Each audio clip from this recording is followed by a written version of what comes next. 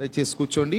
వాక్యానికి ముందు మనం ఒక ప్రత్యేక పాట పాడుకున్నాక తర్వాత కొద్ది సమయం మన వాక్యాన్ని ధ్యానం చేద్దాం. మన దగ్గర ఉన్న పాటల పుస్తకంలో పాట సంఖ్య 85, గీతం గీతం జయ జయ గీతం అనే పాట పాడదాం. పాట సంఖ్య 85.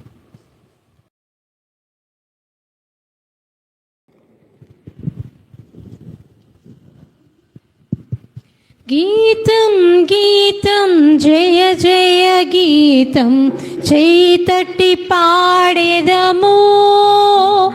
యేసురాజు లేచెను హల్లెలూయా, జయమార్పటించెదము. యేసురాజు లేచెను హల్లెలూయా, జయమార్పటించెదము. సమాధిని మూసిన రాయి దొర్లింపబడెను, అందువేసిన ముద్ర కావలి నిలుచును దైవసుతుని ముందు. వేసిన ముద్ర కావలి నిలిచిన దైవసుతుని ముందు. గీతం గీతం జయ జయ గీతం చేయి తట్టి పాడేదము. యేసురాజు లేచెను హల్లెలూయా, జయమార్పటించెదము. యేసురాజు లేచెను హల్లెలూయా, జయమార్పటించెదము. వలదు వలదు ఏడువ వలదు వెల్లుడి గలిలయకు, తాను చెప్పిన విధమున తిరిగి లేచెను పరుగిడి ప్రకటించుడి.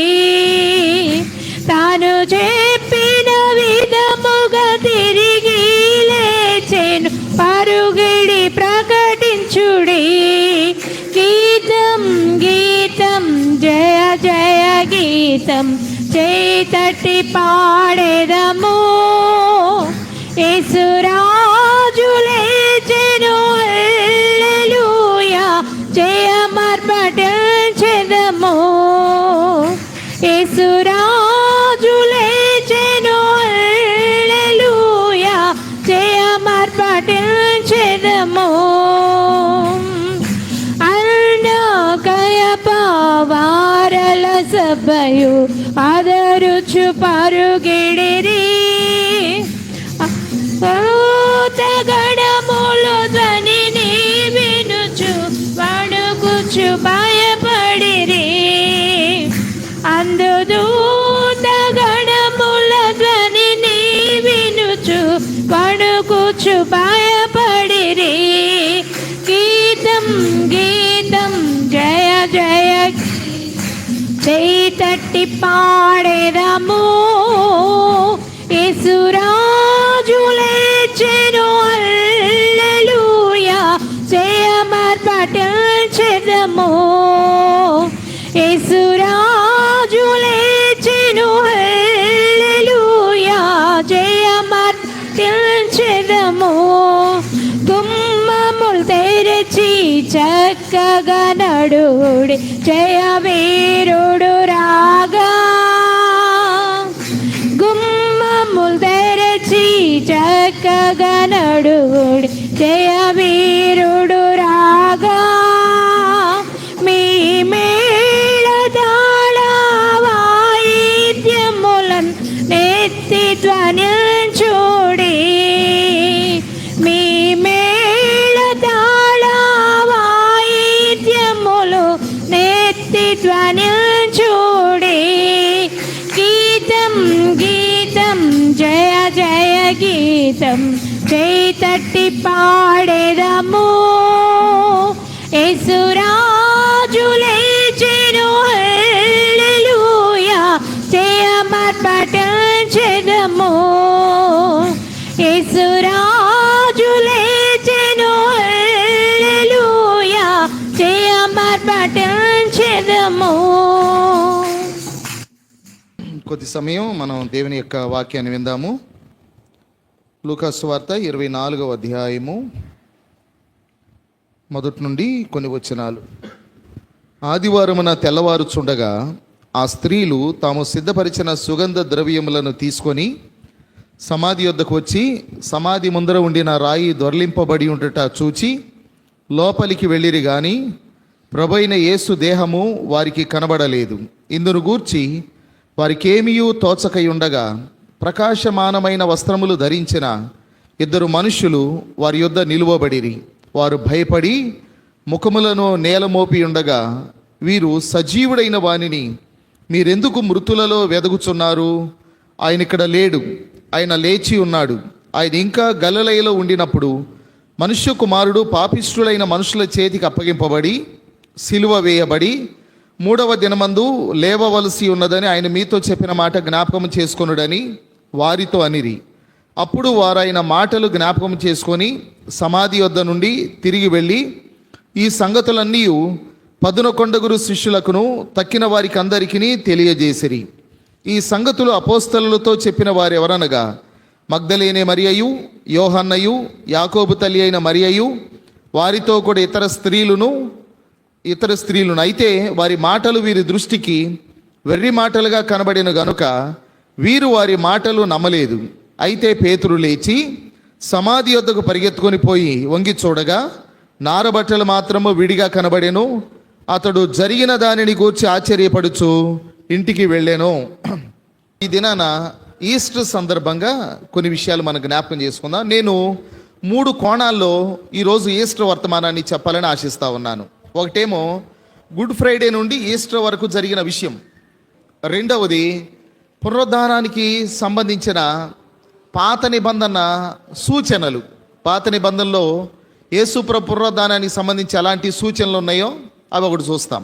మూడవది పునరుద్ధాన ప్రాముఖ్యతలు. ఈ 3 కోణాల్లో మనం ఈరోజు పునరుద్ధానానికి సంబంధించిన ఈస్టర్కి సంబంధించిన వర్తమానాన్ని మనం విందాం. మొదట గుడ్ ఫ్రైడే నుండి ఈస్టర్ వరకు, శుక్రవారం నుండి ఆదివారం వరకు జరిగినటువంటి సంఘటనలో. శుక్రవారం నుండి ఆదివారం దాకా ఏం జరిగింది? శుక్రవారం సిలువేశారు, తర్వాత ఆయన్ని సిలువ మీద నుంచి దించారు. అరిమత్త యోసేపు తర్వాత స్త్రీలు వీళ్ళు దించారు. తీసుకెళ్ళిపోయి మరి నికోదేము వీళ్ళందరూ కలిసి ఏం చేశారంటే పిలాతు దగ్గర పర్మిషన్ తీసుకొని ఆయన్ని రాతితో తొలిచిన సమాధిలో పెట్టడం జరిగింది. కొండ దాన్ని ఒక గదిలాగా తొలిచారు. అది అరిమత్త యోసేపు తన కొరకు తొలిపించుకున్న ధనవంతుని యొక్క సమాధి. అది ఎన్నడూ పెట్టబడని సమాధి. దానిలో ఆయన ఉంచడం జరిగింది. కనుక దీని గురించి ఏం చెప్పారంటే ఆయన జన్మించినప్పుడు కన్య గర్భమున ఎలా అయితే జన్మించాడో అలాగనే ఆయన పాతి పెట్టబడినప్పుడు దాన్ని వర్జిన్ టూమ్ అని పిలిచారు. వర్జిన్ టూమ్ అని అంటే ఎవరూ పాతి పెట్టబడని స్థలములో ఆయన పాతి పెట్టబడ్డాడు అనే దాన్ని పోల్చారు. అంటే మానవుని యొక్క జీవితము తల్లి గర్భం నుండి భూగర్భంలోనికి వెళ్ళడంతో ఈ లోక జీవితం ముగుస్తుంది. తర్వాత ఇంకా మిగతా జీవితాన్ని గురించి మన బైబిల్లో చూస్తామనుకోండి. కానీ యేసు ప్రభు జీవితం దగ్గరకు వచ్చేసరికి ఆయన కన్య గర్భమున జన్మించడము, తర్వాత ఎవరూ పెట్టబడని ఆ భూగర్భంలో లేక సమాధిలో ఆయన పెట్టబడడం మనం చూస్తాం. శుక్రవారం సాయంకాలం 6 గంటల కాకమునిపే ఆయన సమాధి చేయబడ్డారు. 6 గంటల తర్వాత ఎవరు కూడా ఇటు అటు ఇక ప్రయాణాలు చేయడానికి కానీ, వంటలు వండడానికి కానీ, షాపులు కానీ, బిజినెస్ కానీ, వ్యాపారాలు కానీ ఏమీ ఉండవు ఇంకా.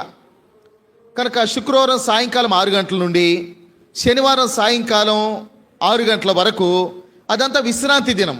అందులోనూ మహావిశ్రాంతి దినం అని అన్నారు. మహావిశ్రాంతి దినం అని అంటే సంవత్సరానికి ఒకసారి ఈ పులియని రొట్టెల పండుగ 7 దినాలు వచ్చినప్పుడు వచ్చేటువంటి శనివారాన్ని మహావిశ్రాంతి దినం అని అన్నారు. ఇంకా గట్టి పట్టింపు ఉంటుంది వాళ్ళకి. అందువలన ఆ మహావిశ్రాంతి దినానికి ముందుగానే ఆయన్ని ఆ శిలువ మీద నుండి వారిని దించాలి కనుక మరి బ్రతికుంటే వాళ్ళని చంపి దించాలి. అది విశ్రాంతి దినం కాకపోతే వాళ్ళు అలానే వదిలేస్తారు. 2 దినాలు 3 దినాల తర్వాత వాళ్ళు కృషించి చనిపోవడం జరుగుతుంది. శుక్రవారం మనం ఆ మాటలు జ్ఞాపకం చేసుకున్నాం. విశ్రాంతి దినం ఉంది కాబట్టి రాను మీద వ్రేలాడు ప్రతివాడు శాపగ్రస్తుడు. అందువలన అలాంటి వాటిని ఉంచకూడదు, వాటిని తీసేయాలి అన్న దృక్పథంతో మరి ఆ యూదులు పిలాతుతో చెప్పినప్పుడు బ్రతికున్న ఇద్దరు సైనికులు కాళ్ళు విరగొట్టడం జరిగింది. యేసుప్రభు దగ్గరికి వెళ్తే అప్పటికే చనిపోయి ఉన్నాడు. సాయంకాలం కాకముందే మరి ఆయన శరీరాన్ని దించి సమాధిలో పెట్టడం జరిగింది. ఆ తర్వాత ఎవరి దారిన వాళ్ళు వెళ్ళిపోయారు. అయితే స్త్రీలు ఏం చేశారు అంటే, ఆ విశ్రాంతి దినం ఆరంభం కాకముందే 6 గంటలకు కాకముందే సుగంధ ద్రవ్యాలను సిద్ధపరచుకొని రెడీగా ఉన్నారు. ఆదివారం ఉదయాన్నే తెల్లవారుజామున వెళ్ళి ఆయన శరీరానికి పూయడానికి వాళ్ళు ముందుగానే శుక్రవారం సాయంకాలమే సిలువేయబడిన రోజే వాళ్ళన్నీ కూడా రెడీ చేసి పెట్టుకున్నారు. అది మనం బైబిల్ గ్రంథంలో ఆ విషయాన్ని మనం చూడగలుగుతాం. తర్వాత ఇంకా శనివారం అంతా కూడా దాన్ని సైలెంట్ సాటర్డే అన్నారు. మౌన శనివారం అని అన్నారు, సైలెంట్ సాటర్డే. కనుక ఆ దినం ఏమీ లేదు. ఎక్కడోళ్ళు అక్కడ భయపడుతూ బిక్కుబిక్కుమంట శిష్యులు ఉన్నారు. యూదులేమో విశ్రాంతి పండుగలో ఉన్నారు. అలాంటి సందర్భంలో వారు ఉండగా, శిష్యులేమో భయపడుతూ ఉండగా, శనివారం రాత్రి అంతా అయిపోయాక ఆదివారం ఉదయాన స్త్రీలు సమాధి దగ్గరకు వెళ్ళడం జరిగింది. అయితే ఈ మధ్యలో మరి యూదులేమో వాళ్ళు పండగ చేసుకుంటున్నారు, అంటే విశ్రాంతి దినంలో ఉన్నారు. మరి శిష్యులేమో భయపడుతూ ఉన్నారు. మరి యేసు ప్రభు ఏం చేస్తా ఉన్నారు? ఈ మధ్యలో శుక్రవారం నుండి ఆదివారం ఉదయం వరకు సమాధిలో పెట్టబడిన ప్రభు ఏం చేస్తా ఉన్నారు అని అంటే, దానికి బైబిల్లో 1-2 ఆధారాలు మాత్రం మనం చూడగలుగుతాము. చూడండి, బైబిల్ ఎఫెసీ పత్రిక శుక్రవారం నుండి ఆదివారం మధ్య వరకు జరిగిన సంగతుల్ని మనం ధ్యానం చేస్తూ ఈ మాట జ్ఞాపకం చేసుకుంటాం. ఎఫెసీలకు రాసిన పత్రిక 4వ అధ్యాయం, ఎఫెసీ పత్రిక 4వ అధ్యాయము నేను చదువుతాను, మీరు గమనించండి. 8వ వచనము నుండి, అందుచేత ఆయన ఆరోహణమైనప్పుడు చెరను చెరగా పట్టుకొని పోయి మనుష్యులకు ఈవులను అనుగ్రహించనని చెప్పబడి ఉన్నది.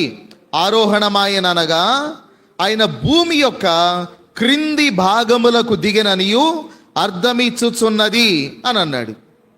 ఆయన ఆదివారం ఉదయాన్నే తిరిగి లేచాడు. లేచిన తర్వాత ఏం చేశాడు? ఆయన మగ్దలేనే మరియకు కనబడ్డాడు.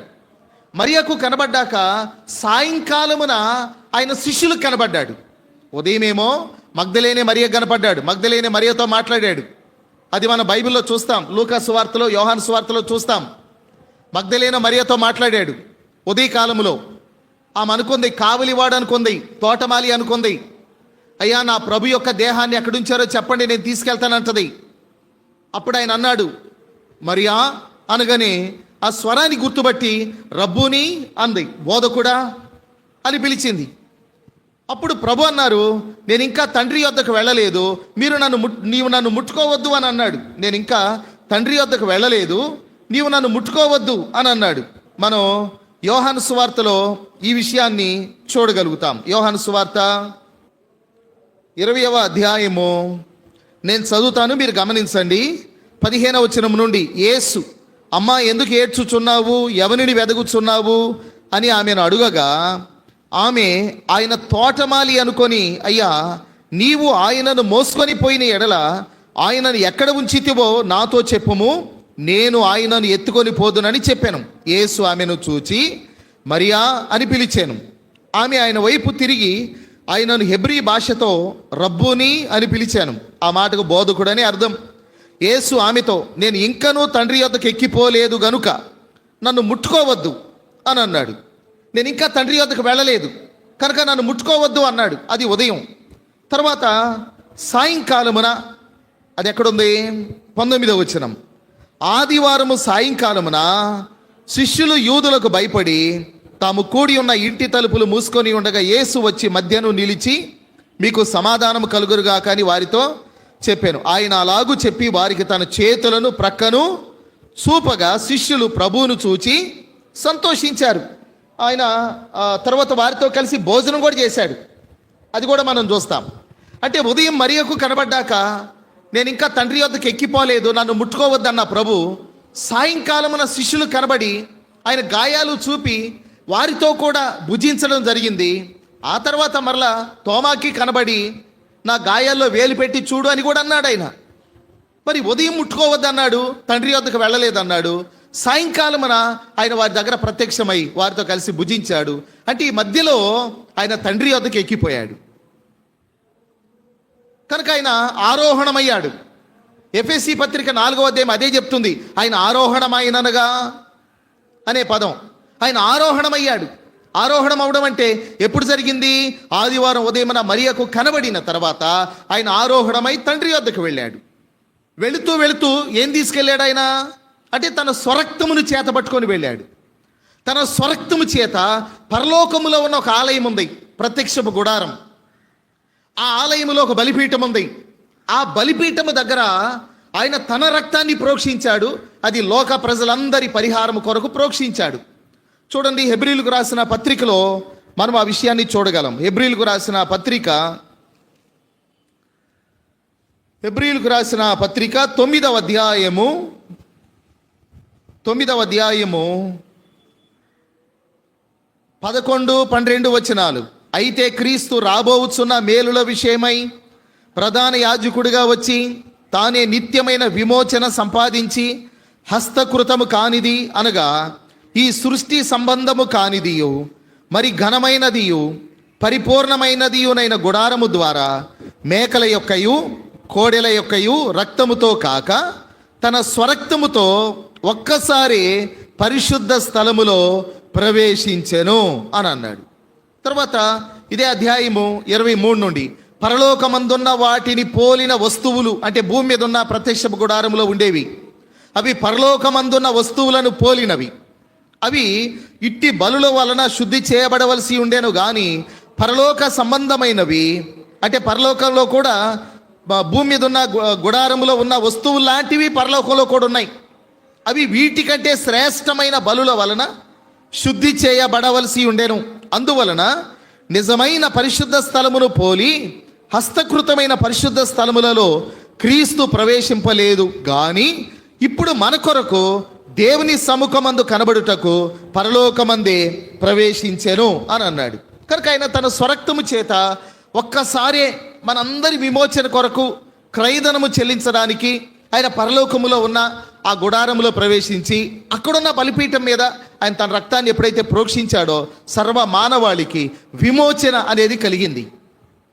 దాన్ని ఎఫెసీ పత్రికలో 4వ అధ్యాయంలో ఆరోహణమగుట అని అన్నాడు. కనుక ఆయన ఆరోహణమయ్యాడు. అయితే ఆరోహణము కాకమునుపు ఆయన ఏం చేశాడు? భూమి యొక్క క్రింది భాగములకు దిగాడు.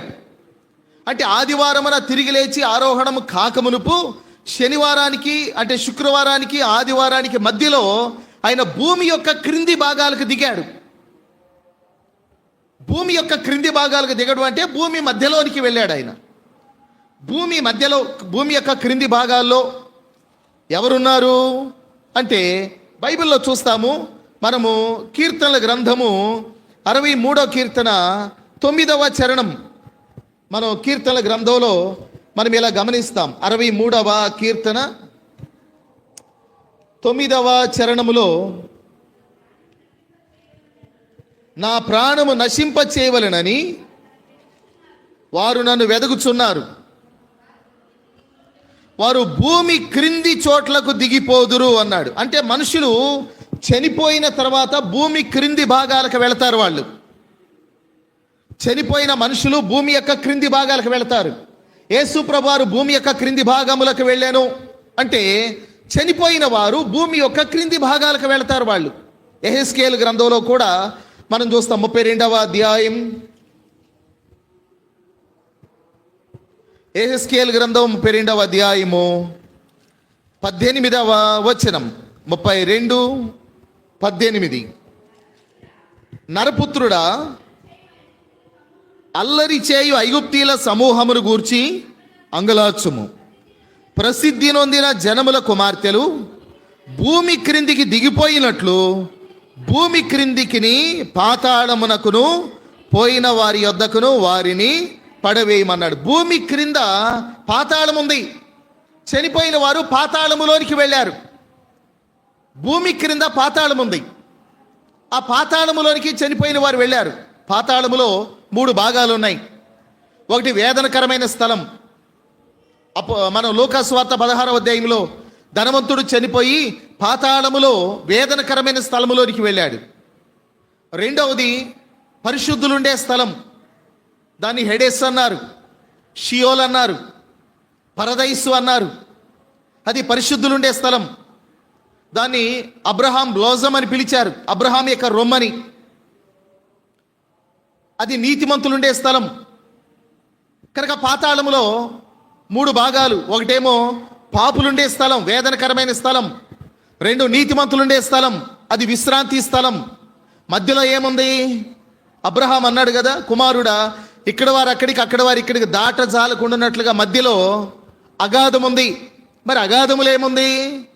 అది మనం ప్రకటన గ్రంథం 9వ అధ్యాయం కనుక చూస్తే 9వ అధ్యాయంలో అగాధం యొక్క తాళపు చెవిని తెరవడానికి ఒక దూతకి తాళం ఇవ్వడం జరిగింది. ఆ దూత తాళపు చెవి తెరవగానే అగాధములో నుండి పొగొచ్చింది. పొగలో తర్వాత మిడతలు వచ్చినవి. అవి మిడతలు, వాటి ముఖాలేమో మనిషి ముఖాల్లాగా ఉన్నాయి. వాటి తల వెంట్రుకలు స్త్రీల తల వెంట్రుకలు వంటివి. అవి గుర్రాల వలె ఉన్నాయి. వాటి వెనక కొండెమల లాంటివి ఉన్నాయి. దానిపైన ఇనుప మైమరువులు లాంటివి ఉన్నాయి. మనుషులను బాధ పెట్టడానికి వచ్చినవి. అగాధములో 7 ఏళ్ల శ్రమల కాలంలో భూమి మీద ఉన్న పాపులైన మనుషులను శిక్షించడానికి దాచి ఉంచిన దేవుని సైన్యం ఉంది అగాధములో. కనుక ఈ అగాధం చాలా పెద్దది. ఇక్కడ వారు అక్కడికి, అక్కడ వారు ఇక్కడికి దాటడానికి వీలు లేనటువంటి అగాధం అది. అదంతా కూడా పాతాళములో ఉంది. ఈ 3 భాగాలు పాతాళములో ఉన్నాయి.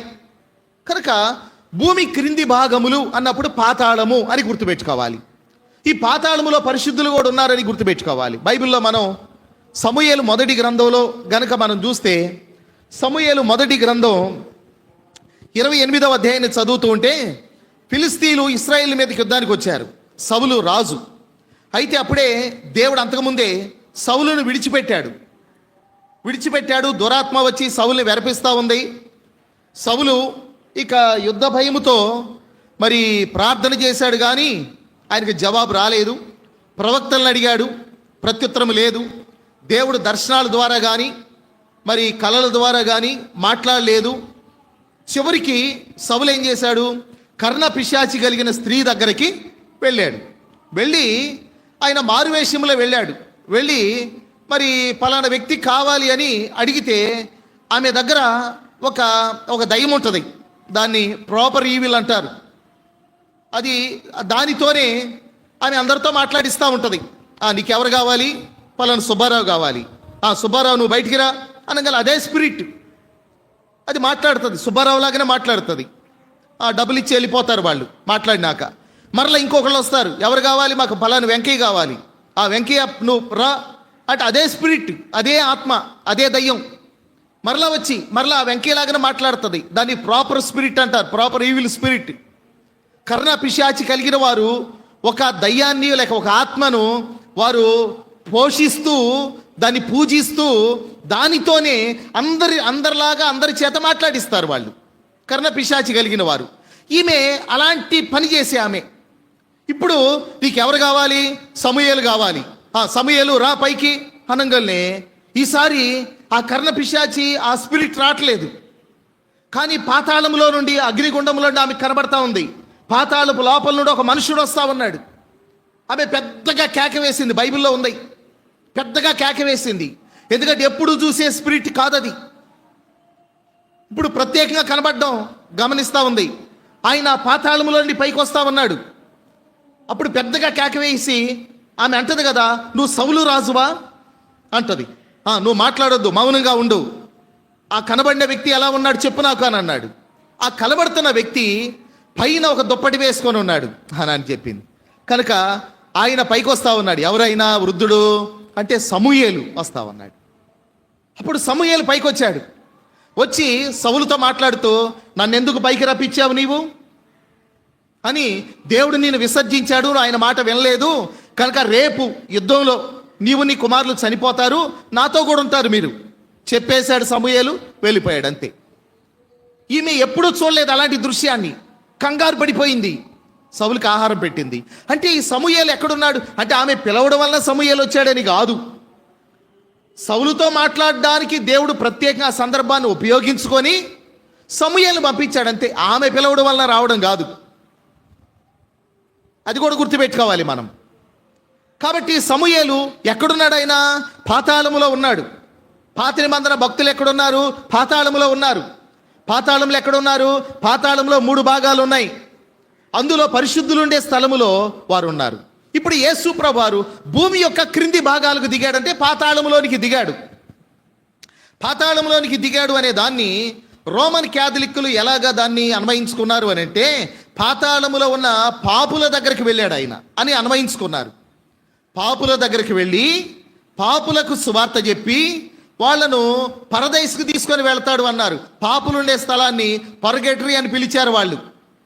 అందువలన వాళ్ళు ఏమన్నారంటే, మీరు కనుక కొంత వెల చెల్లించి మీ బంధువులు ఎవరైనా చనిపోయిన వారు ఉంటే వారు కనుక నీతి చేయకుండా, ఒకవేళ వారు చేసిన నీతి కనుక చాలకుండా వారు పాతాళములో నరకంలో ఉంటే గనక, వేదనకరమైన స్థలములో ఉంటే గనక, మీరు కొన్ని నీతి కార్యాలు చేస్తే అవి వాళ్ళకి గనక యాడ్ అయితే, కలిస్తే, వాళ్ళ నీతి గనక సరిపోతే అప్పుడు వాళ్ళు పరలోకానికి వెళ్ళడానికి వీలుంటుంది కనుక మీరు కొన్ని నీతి కార్యాలు చేయాలి. అందులో మీరు ఏం చేయాలంటే కొంత ధనాన్ని కూడా ఇవ్వాలి. పాప పరిహార పత్రాలు అమ్మడం అనేది అప్పుడు జరిగింది.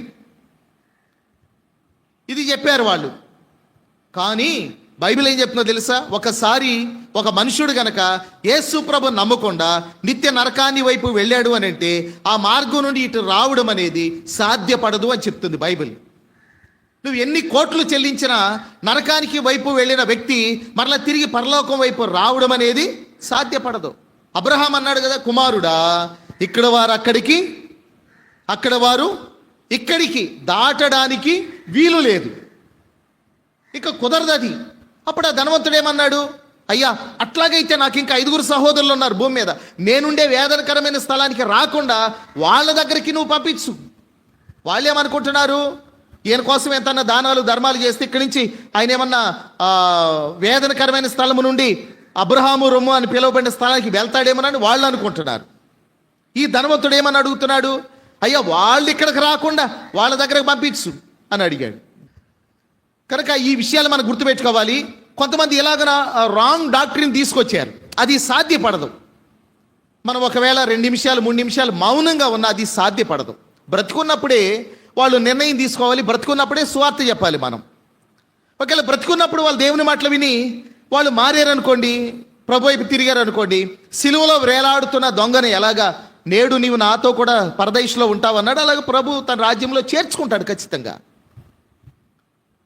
కాబట్టి పాతాళములకు వెళ్ళాను అని అంటే వాళ్ళేమో అలా అనుకున్నారు. కానీ మనం ఆలోచిస్తే పాతాళములోనికి వెళ్ళాను అని అంటే ఎక్కడికి వెళ్ళాడు అని అంటే నీతిమంతులు ఉండే స్థలానికి వెళ్ళాడు. శుక్రవారానికి ఆదివారానికి మధ్యలో ఆయన నీతిమంతులుండే స్థలానికి వెళ్ళి ఆయన ఏం చేశాడో తెలుసా?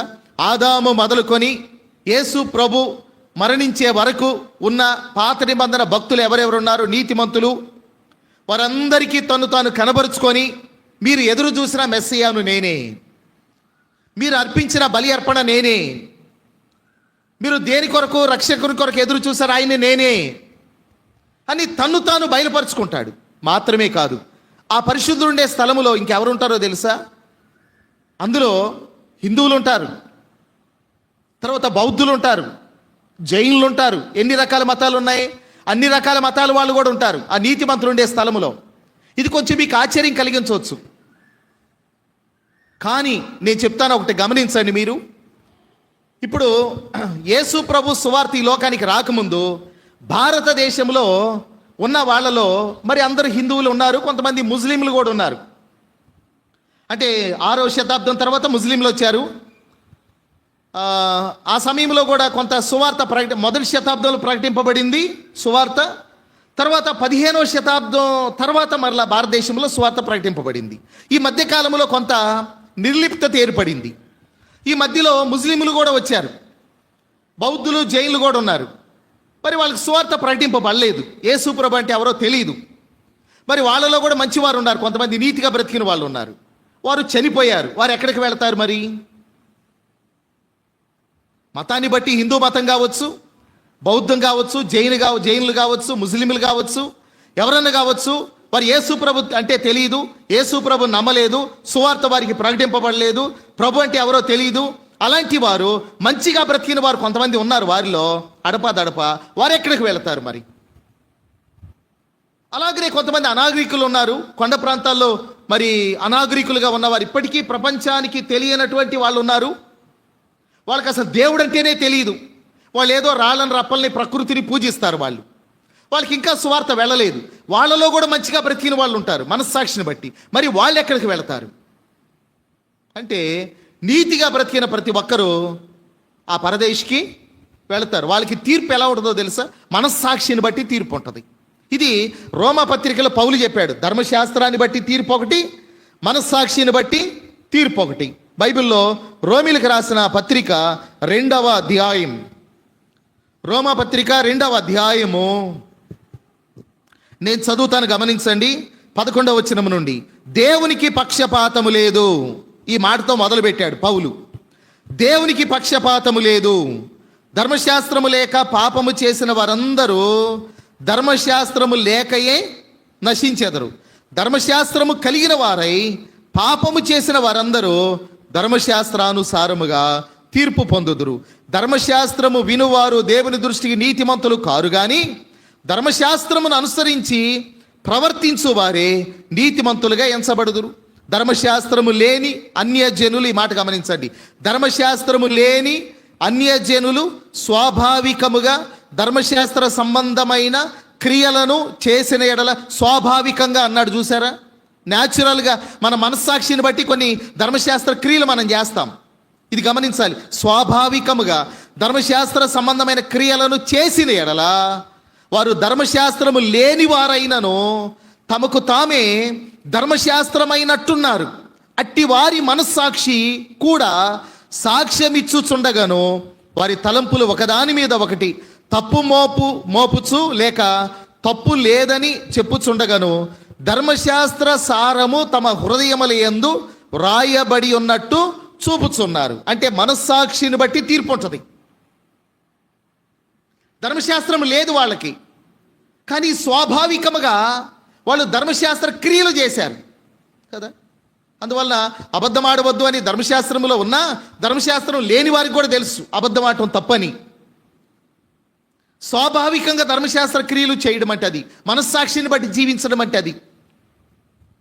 అలాంటి వారిలో కొంతమంది మంచివారు ఉన్నారు, సమాజాన్ని ఉద్ధరించిన వారు ఉన్నారు, సామాజికవేత్తలుగా పిలువబడిన వారు ఉన్నారు, వాళ్ళ జీవితాలు త్యాగాలు చేసిన వారు ఉన్నారు. వారు ఎక్కడుంటారు అంటే వారు పరదేశంలో ఉంటారు. వాళ్ళు ప్రభు మరి మృతిని గెలిచి తిరిగి లేవకముందు పరదేశంలో వాళ్ళు ఉన్నారు. యోహాను సువార్త 15వ అధ్యాయంలో యేసు ప్రభు ఇలా చెప్పారు. యోహాను సువార్త 15వ అధ్యాయం 22వ వచనం, నేను వచ్చి వారికి బోధింపకుండిన ఎడల వారికి పాపము లేకపోవును. బోధింపక ఉండిన ఎడల పాపం లేకపోవును అంటే బోధించలేదు, ఇంకా వినలేదు, సువార్త ప్రకటింపబడలేదు కనుక వారి మీద ఈ పాపం లేదు. మరి ఏముంది? మనస్సాక్షిని బట్టి తీర్పు ఉంది. అప్పుడు మనం అనుకోవచ్చు, మరి సువార్త ఎందుకు? మనస్సాక్షిని బట్టి తీర్పు తీరిస్తే చాలామంది వెళ్తారు కదా అంటే, మనస్సాక్షిని బట్టి తీర్పు తీరిస్తే చాలామంది వెళ్ళరు. ధర్మశాస్త్రాన్ని బట్టి కూడా ఏ మనుషుడు నీతిమంతుడని అనబడ్డం, ధర్మశాస్త్ర క్రియల ద్వారా కూడా చాలామంది దేవుని రాజ్యానికి వెళ్ళడం కూడా కష్టంగా ఉంటుంది. సువార్త ద్వారా, కృప ద్వారానే అనేక మంది రక్షింపబడడం సాధ్యపడుతుంది. అందుకు సువార్త అవసరం. సువార్త లేనప్పుడు మనస్సాక్షిని బట్టి, అందులో అడపదడప కొంతమంది నీతిగా బ్రతికిన వారు ఉన్నారు, వారికి దేవుడు ఆయన రాజ్యాన్ని ఇస్తాడు. అలాంటి వారు కూడా పరదేశంలో ఉన్నారు. అప్పుడు యేసు ప్రభువు వారి దగ్గరికి వెళ్ళి వారికి చెప్తాడనమాట, నేనే మార్గము, సత్యము, జీవం, నా ద్వారా తప్ప ఎవడు తండ్రి వద్దకు చేరలేడు. అప్పుడు యోహాను సువార్త 11వ అధ్యాయంలో ఉన్న ఆ వాక్యం అప్లై అవుతుంది. 14:6లో ఉన్న వాక్యం అప్లై అవుతుంది. కొంతమంది అంటారు, యేసు ప్రభు రాకముందు ఉన్నటువంటి వారు మరి నేనే మార్గం అని చెప్పాడు కదా, అంతకుముందు ఉన్నవారు ఎక్కడికి వెళ్ళారు?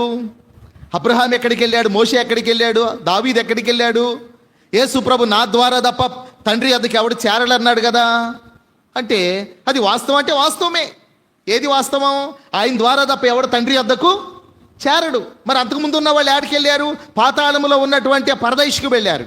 యేసు ప్రభు వారి దగ్గరికి వెళ్ళాడు, వారికి చెప్పాడు. ఆ తర్వాత ఏం చేశాడంటే వాళ్ళందరినీ తీసుకొని అప్పుడు తండ్రి వద్దకు తీసుకెళ్ళాడు. ఆయన ద్వారాని వీళ్ళందరూ అక్కడికి వెళ్ళారు. ఆయన చెరగా పట్టుకున్నాడు. పాతాళంలో పరిశుద్ధులన్న స్థలాన్ని చేత పట్టుకొని వాళ్ళని తీసుకొని ఆ పరలోకములో 3వ ఆకాశంలో ఉన్న ఆ తండ్రి యొద్దకు వీళ్ళని తీసుకొని వెళ్ళాడు. ఆయన వచ్చేటప్పుడు అక్కడి నుంచి వెంట పెట్టుకొని వస్తాడు. పాపులు పాతాళములోనే ఉన్నారు, వీళ్ళు మాత్రం పరలోకంలో ఉన్నారు. పరలోకంలో ఒక భాగము పరదేశు, దాన్ని 3వ ఆకాశం అన్నారు. అక్కడి నుంచి ఆయన వెంట పెట్టుకొని వస్తాడు. ఇప్పుడు సువార్త ప్రకటింపబడిన తర్వాత ఎవరైతే ఆయన అంగీకరించకుండా నిరాకరించారో వారు ఎంత మంచివారైనా సరే వారి గురించి బైబిల్ ఏం చెప్తుందో తెలుసా? మన నీతి క్రియలన్నీ మురికి గుడ్డలాగా ఉన్నవి. సువార్త ప్రకటింపబడక ముందు నీతి కార్యాలను బట్టి ఆయన తీర్పు తీరుస్తాడు. సువార్త ప్రకటింపబడిన తర్వాత నీతి కార్యాలు మాత్రమే కాకుండా సువార్తకు లోబడ్డారా లేదా, ఆయన అంగీకరించారా లేదా అనే దాన్ని బట్టి ఆయన తీర్పు తీరుస్తాడు. అదే చెప్పాడు, నేను వచ్చి ప్రకటింపకుండిన ఎడల మీకు పాపం లేదు. ఇప్పుడు నేను వచ్చి ప్రకటించాను గనక మీ పాపం నాకు మితం లేదు అని కూడా చెప్పాడు. అందువలన యేసు ప్రభువారు మధ్యలో ఏం చేశారు అనంటే, ఆయన వెళ్ళి పరదైశిలో ఆయన పాతాళము లోపల ఉన్న భాగములో వారికి సువార్త ప్రకటించాడు. దాన్ని మృతులకు సువార్త ప్రకటించడం అనే పదాన్ని మరి పేతురు మొదటి పత్రిక 4వ అధ్యాయంలో వాడితే దాన్ని రోమన్ క్యాథలిక్స్ వేరుగా దాన్ని భావించారు. పేతురు మొదటి పత్రిక 4వ అధ్యాయం 6వ వచనం, మృతులు శరీర విషయంలో మానవ రీత్యా తీర్పు పొందినట్లును ఆత్మ విషయంలో దేవుని బట్టి జీవించున్నట్లు వారికి కూడా సువార్త ప్రకటింపబడెను అన్నాడు.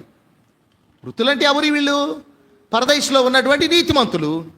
అందులోనే కొంతమంది నీతి చేసినటువంటి ఇతర మతాల వారు కూడా ఉన్నారు. వారికి ప్రభు అంటే తెలియదు, కానీ మనస్సాక్షిని బట్టి నీతిగా బ్రతికారు. వారికి వెళ్ళి ప్రభు స్వార్థ ప్రకటించాడు. అంటే గుడ్ ఫ్రైడే నుండి ఈస్టర్ మధ్యలో జరిగిన సంఘటన. తర్వాత ఇలాగ ఆయన ఆదివారం ఉదయాన్నే తిరిగి లేచి మరియకు కనబడిన తర్వాత, మగ్దలేని మరియకు కనబడిన తర్వాత ఆయన తండ్రి యొద్దకు వెళ్ళాడు.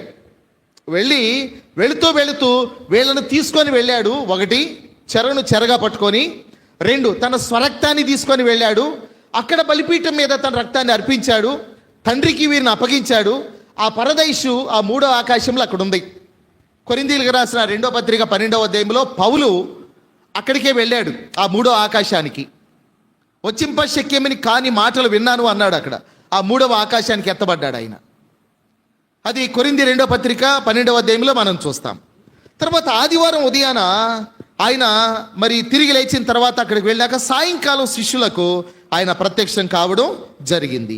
కనుక గుడ్ ఫ్రైడే నుండి ఈస్టర్ మధ్యలో జరిగిన సంగతిని గురించి మనం ఒకటి చూస్తాం. సైలెంట్ సాటర్డే అని పిలువబడిన ఆ దినాన యేసు ప్రభువారు పాతాళములోనికి వెళ్ళి అక్కడున్న నీతిమంతులకు తనను తాను ప్రత్యక్షపరుచుకొని సువార్త ప్రకటించడం. రెండవది, ఆయన పునరుద్ధానాన్ని గురించి పాత నిబంధనలో కూడా కొన్ని సూచనలు ఉన్నాయి. ఏమేమి సూచనలు ఉన్నాయి అనంటే, మనం కొన్ని వస్తువులను చూడగలం, కొంతమంది వ్యక్తులను చూడగలం. వస్తువుల దగ్గరకు వచ్చేసరికినేమో అహరోని యొక్క చిగురించిన కర్ర. ఇప్పుడు 12 గోత్రకర్తలు వారి యొక్క చేతి కర్రలను తీసుకెళ్ళి ఎవరిని దేవుడు ఎన్నుకున్నాడో తెలియాలి అంటే వారి చేతి కర్రలను తీసుకెళ్ళి మందసం దగ్గర పెట్టి ఉదయాన్నే వచ్చి మరలా చూశారు. ఎవరి కర్ర అయితే చిగురించి అది పూలు పూసి కాయలు కాస్తుందో వారిని దేవుడు యాజకునికి ఎన్నుకున్నాడు అని రుజువు చేయటానికి సంఖ్యాకాండంలో 14వ అధ్యాయంలో అనుకుంటాను ఈ విషయాన్ని మనం చూస్తాం. అప్పుడు ఉదయాన్నే వెళ్ళగానే అహరోని యొక్క చేతి కర్ర అది చిగురించి అది బాదం కాయలు పూసి పూలు పూసినట్టుగా వ్రాయబడి ఉన్నది. అంటే ఎండిన కర్ర చిగురించడం అనేది ఆయన పునరుద్ధానానికి ఒక సూచన, యేసు ప్రభు యొక్క పునరుద్ధానానికి సూచన. కుష్టి వ్యాధి కలిగిన వాడు బాగుపడిన తర్వాత 2 పవిత్ర పక్షులను తీసుకొని వెళ్ళాలి. దాన్ని చంపి దాని రక్తమును మరి గిన్నెలో పోసి దానితో చిలకరించాలి. 2వ పక్షిని ఆ రక్తంలో ముంచి దాన్ని వదిలిపెట్టాలి. చంపబడిన పక్షి ప్రభు యొక్క మరణానికి సూచన, వదిలిపెట్టబడిన పక్షి ఆయన యొక్క పునరుద్ధానానికి సూచన. 2 మేకలను తీసుకొని వెళ్ళాలి. ఒక దాని మీద యెహోవా పేరట చీటి వస్తే కనుక దాన్ని బలి అర్పించాలి. 2వ దాని మీద అజాజేలు అని పిలువబడిన ఆ చీటి వస్తే కనుక దాని మీద చేతులుంచి ఎడారిలో వదిలిపెట్టేసేయాలి. చంపబడినది యేసుప్రభు యొక్క మరణానికి సూచన, విడిచిపెట్టబడినది యేసు ప్రభు యొక్క పునరుద్ధానానికి సూచన.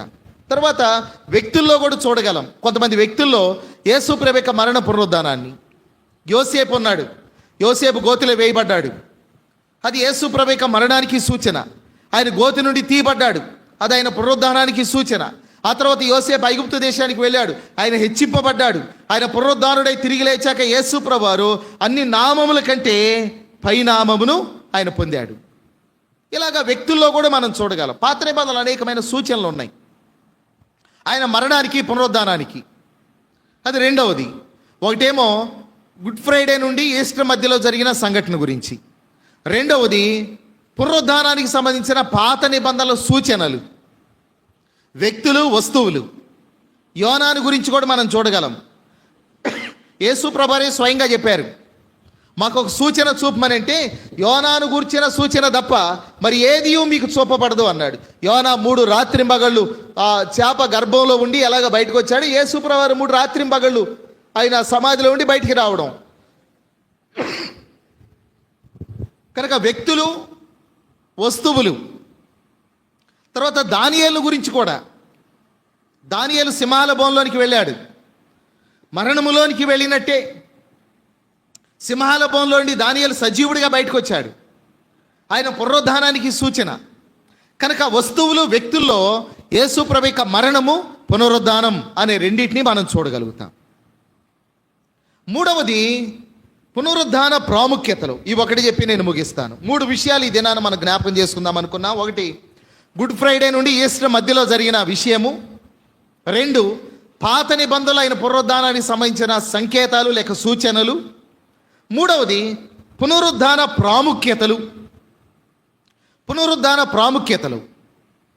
ఇందులో ఈ పునరుద్ధాన ప్రాముఖ్యతలు ఏంటి అని అంటే, ఆయన యేసు ప్రభు 3వ దినాన తిరిగి లేవడం వలన ఆయన దైవత్వము రుజువు చేయబడినట్టుగా, లేక ఆయన దేవుడు అనే విషయం ప్రత్యక్షపరచబడినట్టుగా మనం చూడగలుగుతాం. చూడండి, మనం లూకా సువార్త 24వ అధ్యాయం ఒకసారి చూద్దాము.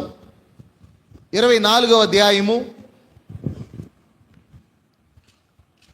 1 నుండి 6 వచనాలు మరలా చదువుదాం. ఆదివారమున తెల్లవారుచుండగా స్త్రీలు తాము సిద్ధపరిచిన సుగంధ ద్రవ్యములను తీసుకొని సమాధి వద్దకు వచ్చి సమాధి ముందర ఉండిన రాయి దొర్లింపబడి ఉండుట చూచి లోపలికి వెళ్ళిరి గాని ప్రభువైన యేసు దేహం వారికి కనబడలేదు.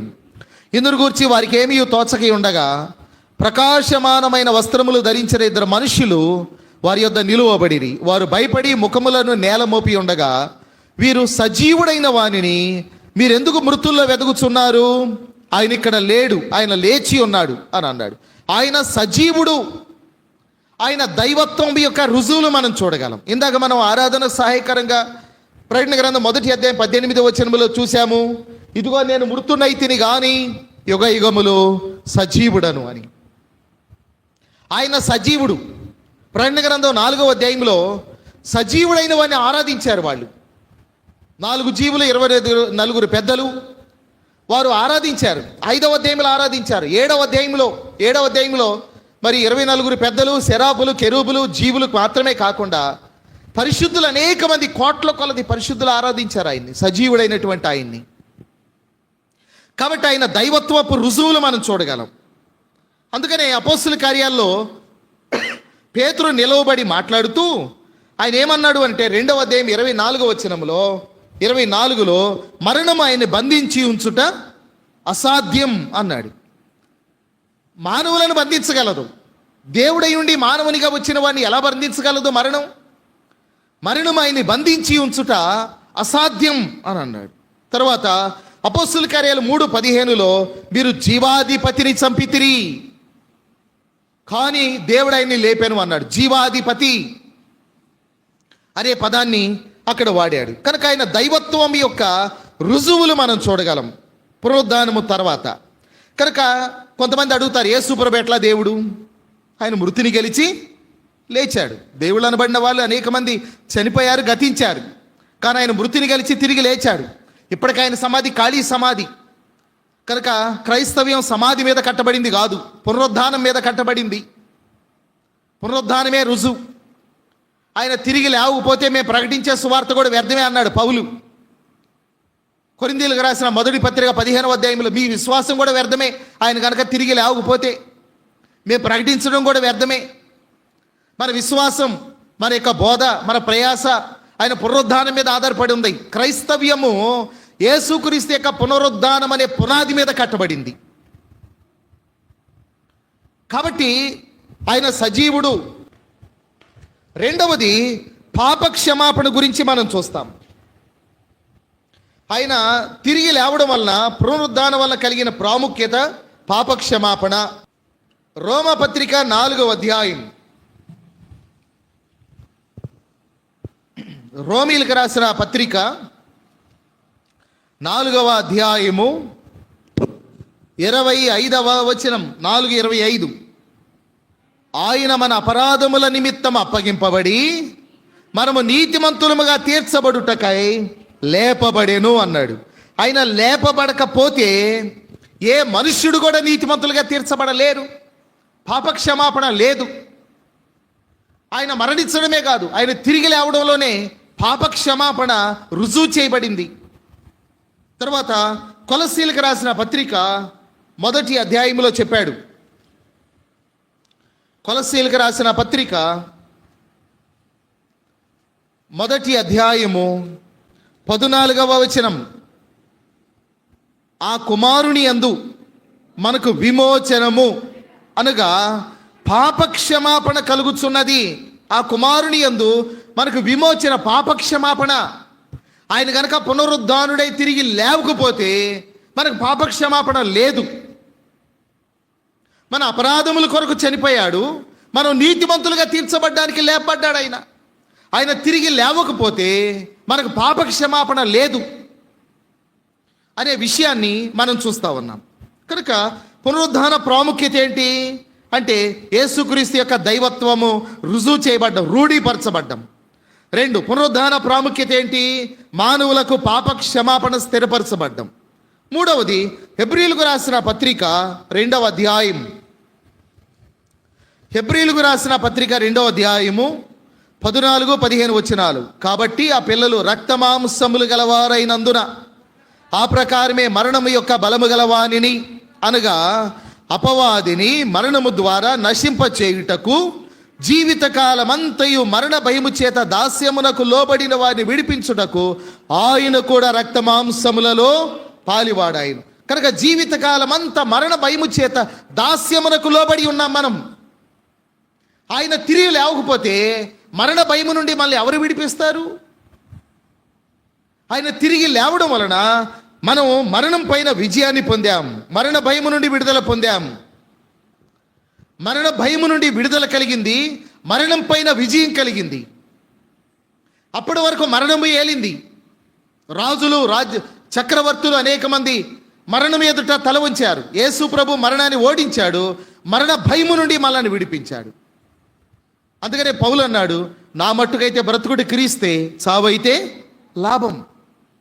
యేసుప్రభు వారు సైతం గెత్సెమనే తోటలో మీరు ఎవరిని వెతుకుతున్నారు? నజరేయుడైన యేసుని. నేనే ఆయనను. మరణానికి ఎదురెళ్ళాడు ఆయన, మరణాన్ని ఓడించాడు ఆయన, మరణం పైన విజయాన్ని పొందాడు, మరణ భయము నుండి మనల్ని విడిపించాడు. తర్వాత మనం అందులోనే చూస్తూ ఉన్నాం. కొరింథీయులకు రాసిన మొదటి పత్రిక 15వ అధ్యాయంలో మరణం పైన విజయం కలిగిన విషయాన్ని వ్రాస్తూ కొరింథీయులకు రాసిన మొదటి పత్రిక 15వ అధ్యాయము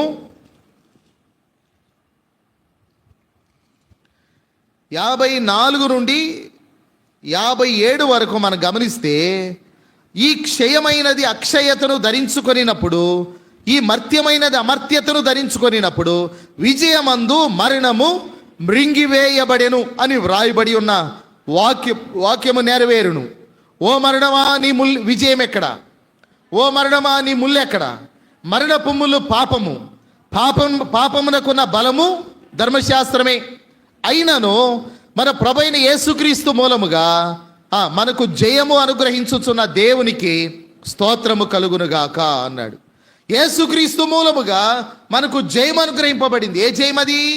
మరణం పైన జయం, మరణం పైన జయం. కాబట్టి మరణం పైన మనకు జయం కలిగింది. కీర్తనల గ్రంథంలో మనం చూస్తాము. కీర్తనల గ్రంథము 110వ కీర్తన 110వ కీర్తన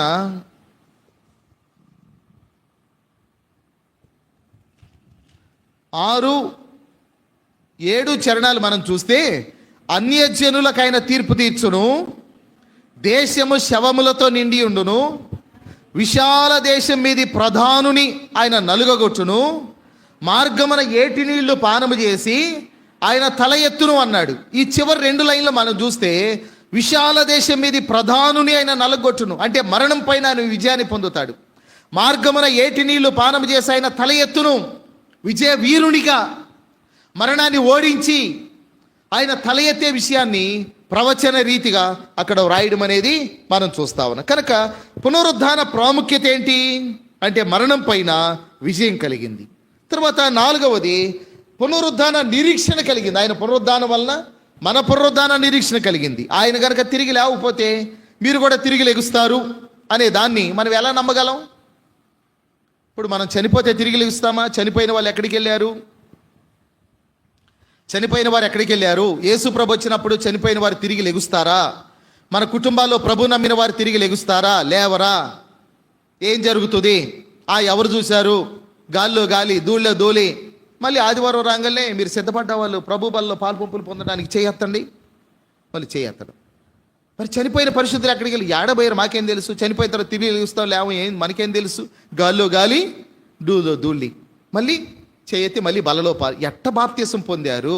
ఎట్ట ప్రభు బలలో పాలు పంపులు పొందారు? అసలు ఎట్ట విశ్వాసులు అయ్యారు ఇది నమ్మకపోతే? ఎందుకంటే చాలామంది క్రైస్తవ కుటుంబాల్లో పుట్టి పెరిగిన వాళ్ళలో ఈ నిరీక్షణలే చాలామందికి. చనిపోయిన తర్వాత మనం కూడా తిరిగి లెగుస్తాం, ప్రభు తిరిగి లేచినట్టుగానే మనం తిరిగి లేపుతాడు ఆయన రాకడ వచ్చినప్పుడు. మన పరిశుద్ధులు మన కుటుంబాల్లో రక్షింపబడి చనిపోయిన వారు కూడా తిరిగి లేపబడతారు. ఈ నిరీక్షణ మనకు లేకపోతే లోకములో ఉన్న వాళ్ళందరికంటే మనం దౌర్భాగ్యులమై ఉంటాం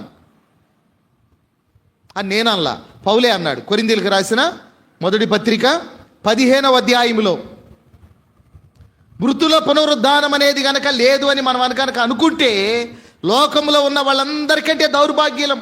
ఆయన తిరిగి లేవడం వలన పునరుద్ధాన నిరీక్షణ కలిగింది మనకి.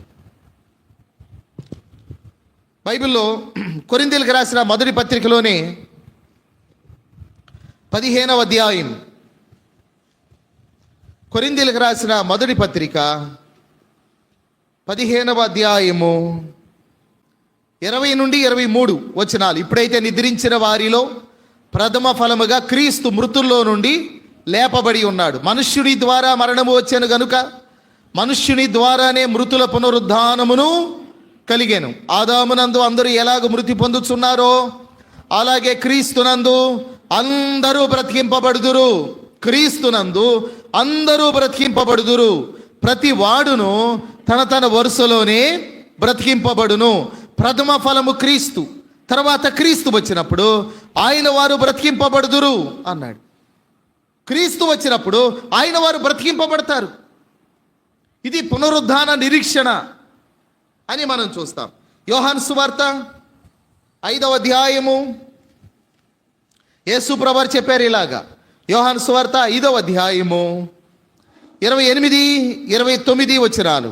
దీనికి ఆశ్చర్యపడకుడి, ఒక కాలం వచ్చుచున్నది, ఆ కాలమున సమాధులలో ఉన్న వారందరూ ఆయన శబ్దము విని మేలు చేసిన వారు జీవ పునరుద్ధానమునకును, కీడు చేసిన వారు తీర్పు పునరుద్ధానమునకును బయటికి వచ్చేదరు అన్నాడు. సమాధుల్లో ఉన్న వారందరూ బయటకు వచ్చేస్తారు కదా. ఈరోజు మనం అలికి అలికి అలికి అలికి ఏళ్ల తరబడి అలికి అలికి దాని మీద ఎంత అలికినా, సున్నాలు కొట్టినా, పాలరాతితో కట్టినా, ఏది చేసినా ఆ సమాధులు నిలవు, తెరవబడతాయి. యేసు ప్రభు రాకడ వచ్చినప్పుడు సమాధులు తెరవబడతాయి. కనుకనే సమాధుల్లో పెట్టబడ్డా, లేకపోతే కొంతమంది నేలలో మరి జల సమాధి చేయబడినా, కొంతమంది అగ్నిలో కాల్చబడినా, వారి బూడిద తీసుకెళ్లి సముద్రాల్లో కలిపేసినా, ఎక్కడ పడేసినా దానంతటిని తిరిగి లేపి ఆయన తన ఎదుట నిలవబెట్టి కీడు చేసిన వారికేమో తీర్పు పునరుద్ధానం, మేలు చేసిన వారికేమో జీవ పునరుద్ధానం. ప్రతి మనిషి తిరిగి లేపబడి తన దేహంతో జరిగించినవి మంచివైనను సరే చెడ్డవైనను సరే వాటన్నిటికీ లెక్క చెప్పడానికి క్రీస్తు న్యాయపీఠం ఎదుట కూర్చుండవలసిన సమయం ఉంది, నిలవబడవలసిన సమయం ఆయన ఎదుట. అందుకనే ప్రకటన గ్రంథంలో చెప్పాడు, సముద్రము తన మృతులను అప్పగించును, భూమి తన మృతులను అప్పగించును, అగ్నిలో కాల్చబడిన వారు కూడా తిరిగి లేపబడతారు, సమాధులు తెరవబడతాయి.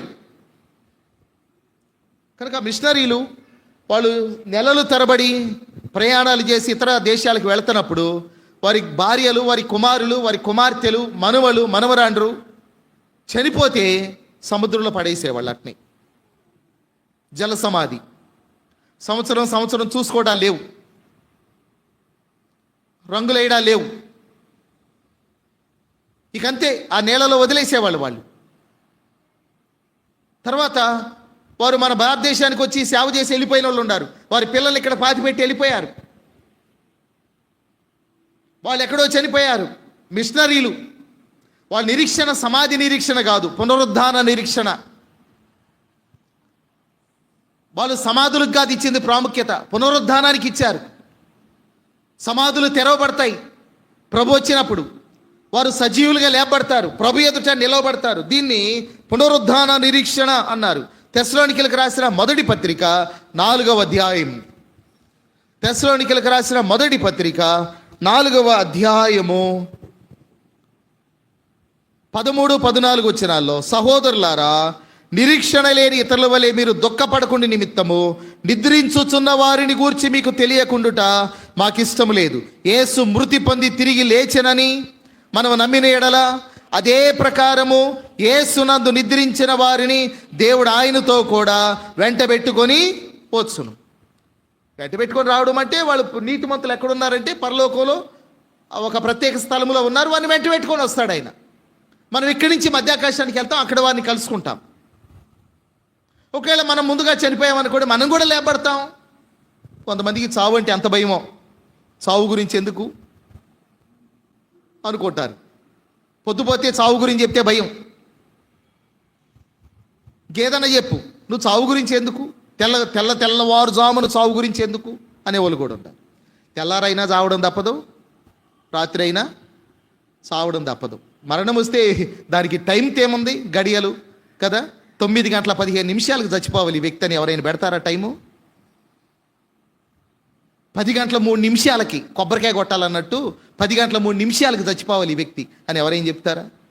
మంగళవారం చచ్చిపోకూడదు, శుక్రవారం చచ్చిపోకూడదు, ఏమన్నా నియమాలు ఉంటాయా? దిక్కులు, దిశలు, గడియలు ఇవేమీ ఉండవు మరణానికి. చావు ఎప్పుడు వచ్చినా వెళ్ళాల్సింది. మనం చనిపోయినా మనం తిరిగి లేపడతాం. మనకు కూడా ఉంది నిరీక్షణ. దీన్ని పునరుద్ధాన నిరీక్షణ అని అన్నారు. కాబట్టి యేసు ప్రభు తిరిగి లేచాడు, మనం కూడా తిరిగి లెగుస్తాం. మరి ఇతర మతాల్లో వారికి ఎలాంటి నిరీక్షణ, పునరుద్ధాన నిరీక్షణ వారికి లేదు. వాళ్ళు వేరే మతాల్లో మరలా పుడతాం, మరలా చనిపోతాం, మరలా పుడతాం, మరలా చనిపోతాం, ఇలాంటివి ఉన్నాయి. కల్పిత కథలు, కల్పిత గాథలు. కానీ ఈ నిరీక్షణ జీవంతో కూడిన నిరీక్షణ, లివింగ్ హోప్, సజీవమైన నిరీక్షణ. ఆయన తిరిగి లేచాడు, మనం తిరిగి లేపుతాడు. మనుషులు ఒక్కసారే మృతి పొందవలెను అని నియమింపబడి ఉన్నది. హెబ్రీ పత్రిక 9:27. మనుషులు ఒక్కసారే మృతి పొందవలెను అని నియమింపబడి ఉన్నది. తర్వాత ప్రభు వచ్చినప్పుడు తిరిగి లేపబడతారు. మరలా పుట్టడం, మరలా చనిపోవటం ఉండదు, ఇంకో రూపంలో పుట్టడం ఉండదు. మనుషులు ఒక్కసారే చనిపోతారు, తర్వాత ప్రభు వచ్చినప్పుడు లేపబడతారు. దీన్ని పునరుద్ధాన నిరీక్షణ అని అన్నారు. కనుక పునరుద్ధాన ప్రాముఖ్యతలు ఏంటి అని అంటే, యేసుక్రీస్తు యొక్క దైవత్వం యొక్క రుజువును మనం చూస్తాము. 2, ఆయన తిరిగి లేవడం వల్ల పాపక్షమాపణ ప్రకటింపబడింది. ఆయన తిరిగి లేవడం వల్ల మరణం పైన విజయం మనకు దొరికింది. ఆయన తిరిగి లేవడం వలన పునరుద్ధాన నిరీక్షణ మనకు వచ్చింది.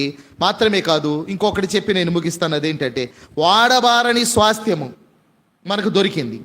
బైబిల్లో పేతురు రాసిన మొదటి పత్రిక 1వ అధ్యాయం, పేతురు రాసిన మొదటి పత్రిక 1వ అధ్యాయము 3-4 వచనాలు. మన ప్రభువుకి యేసుక్రీస్తు తండ్రి అయిన దేవుడు స్తుతింపబడును గాక. మృతులలో నుండి యేసుక్రీస్తు తిరిగి లేచుట వలన జీవముతో కూడిన నిరీక్షణ మనకు కలుగునట్లు, అనగా అక్షయమైనదియు నిర్మలమైనదియు వాడబారనిదియునైన స్వాస్థ్యము మనకు కలుగునట్లు ఆయన తన విశేష కనికరము చొప్పున మనలను మరలా జన్మింపజేసాను అన్నాడు. యేసుక్రీస్తు మృతుల్లో నుండి తిరిగి లేవడం వల్ల కలిగిన మేలది. కాబట్టి అక్షయమైన నిర్మలమైన వాడబారని స్వాస్థ్యం మనకు కలిగింది, జీవంతో కూడిన నిరీక్షణ మనకు కలిగింది. తన విశేష కనికరం చొప్పున మనలను తిరిగి జన్మింపజేశాడు. ఇవన్నీ కూడా ఆయన పునరుద్ధానం వల్ల మనకు కలిగినటువంటి ప్రాముఖ్యతలు, మేలులు. కాబట్టి యేసు ప్రభు తిరిగి లేవకపోతే ఇవి మనకుండేవి కావు. ఆయన తిరిగి లేవడం వలన ఇవన్నీ మనకు దొరికినవి. కాబట్టి మనం ఆరాధించే దేవుడు సజీవుడు, ఆయన మృతుల్లోని తిరిగి లేచినవాడు. మాత్రమే కాదు, క్రైస్తవ పునాది సమాధి మీద కట్టబడిన పునాది కాదు, శవం పైన కట్టబడిన పునాది కాదు, సజీవుని పైన కట్టబడిన పునాది, పునరుద్ధానం పైన కట్టబడిన పునాది. మన ప్రభు తిరిగి లేచాడు. 40 దినాలు అనేక మంది కనబడ్డాడు. 500 మంది కంటే ఎక్కువ మందికి అగబడ్డాడు. ఆయన వారు చూస్తూ ఉండగా, ఒలీవల కొండ మీద నుండి గలిలయులు చూస్తూ ఉండగా అలాగున ఆరోహణమై వెళ్ళాడు. 2 దేవదూతలు చెప్పారు, ఓ గలిలయ మనుషులారా, మీరెందుకు ఆశ్చర్యంగా తేరి చూస్తూ ఉన్నారు? పరమునకు ఎత్తబడిన ఈ యేసే ఏ రీతిగా ఎత్తబడ్డాడో అదే రీతిగా మరలా తిరిగి ఆయన వస్తాడు అని చెప్పాడు.